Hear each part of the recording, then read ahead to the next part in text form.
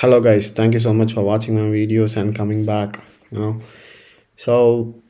this video I would like to show you like the basics of TradingView and how to use it, right? So TradingView is a really good tool to use for trading and investing, to see a outlook of a stock, how it's being performed over the years, right? So we need to know the basics of TradingView, right? So let me quickly show you, the basics of TradingView. So you can just type TradingView here. you know so once you open TradingView, you can use your Gmail or whatever email you use, and create an account. Once you create an account, the website will be looking like this. So in the home page you will see most of the information around the world, right? So Nifty is our Indian index, and you can see like S&P is the US, Nasdaq, UK 100, and everything, right? So uh, the basic of trading is to understand what's going on with the stock market, right? So the basic usage of TradingView, right, is to understand what's going on with a particular stock, right? So let me take, okay, so we need to search a stock right now, right? So let's say if we need to go to Britannia, right? Britannia. So Britannia Inc is nothing but our the one which is registered in NSE. Okay, if you click on Britannia, you will see the chart open up. Okay, so first thing first, the very important thing in trading is the duration. If you click on the W, you'll see these are the time frame which is available for us to see a stock. Okay, so we can have something in minutes, hours, months, and week. Okay, the most important thing in using the time frame is first, you need to look at bigger picture of the stock. Okay, so I have chosen a monthly time frame here. What does it mean? Which means this one candle, right?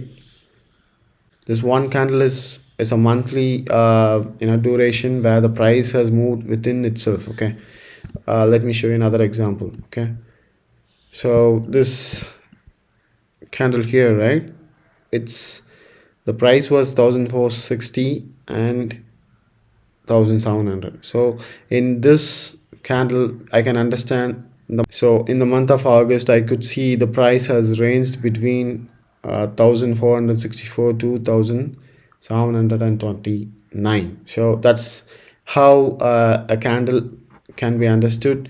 So if I zoom out, I could see the growth of Britannia, right? So it was, we have the data till 1999, right?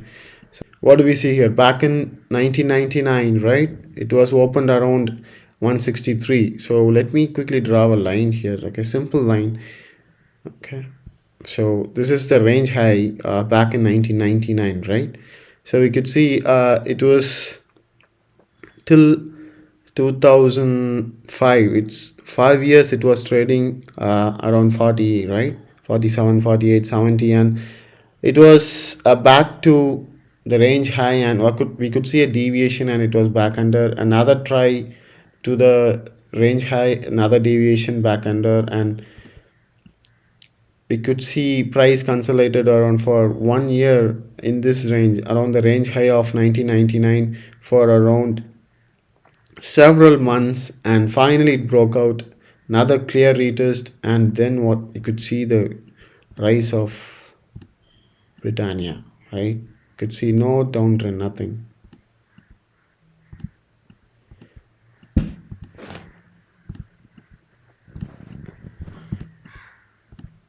Right, once the breakout happens, we could see a nice retest of the range high of 1999, and see 1999, and then see what happens. Could see like price was pushing higher, higher, higher, even higher. Why? because there's the only simple reason to it. The price was contained inside a range for till 1999 to 2011, which means like 11 years. Uh, it was trying to break out, and once that happens, see a huge expansion to the outside, right? So that's the reason we need to know like what's happening with the stock with the use of trading view. Okay, so we could see more options we could see here, right? So this is nothing but using if I click dot, you see dotted indicator. So I will go with cross always, and these are lines which I use for drawing. Okay, I will mostly using a trend line, horizontal ray, right? I don't use any other. So let me explain what a trend line looks like. Okay, if I click on trend line and I just I can draw a trend line like here, right? Let's say if I back in let me cut something here real quick. Okay, so just assume back we are in 2020, we are in 2012. Okay, let's assume we are in 2012, and see we have a trend line here, right? So let me play the pattern. So how to use a trend line, right? So let me drag the trend line a little bit and see how I can use it as a confluence. Okay,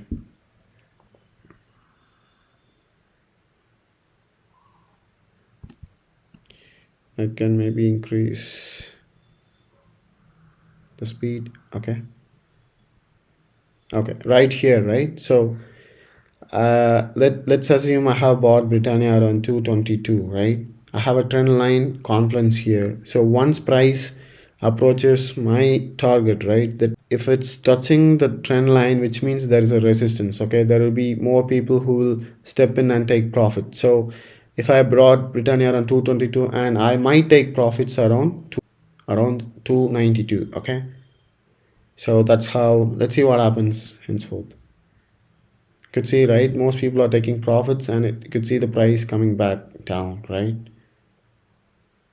You can see that's how you use a trend line. Okay, so this is the purpose of a trend line.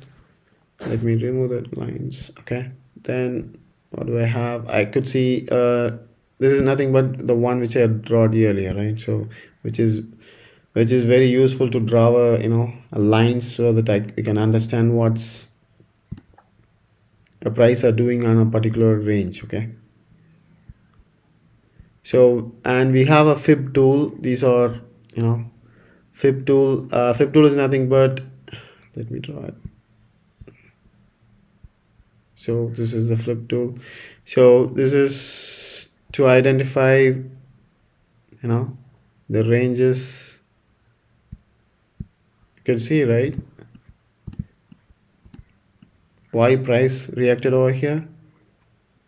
It's because of the mid range of this range. Okay, so that's how you use a fib tool to understand or take entries in a position of a stock market. Okay, so this is the importance of fib tool. Going forward, maybe I will explain more in depth.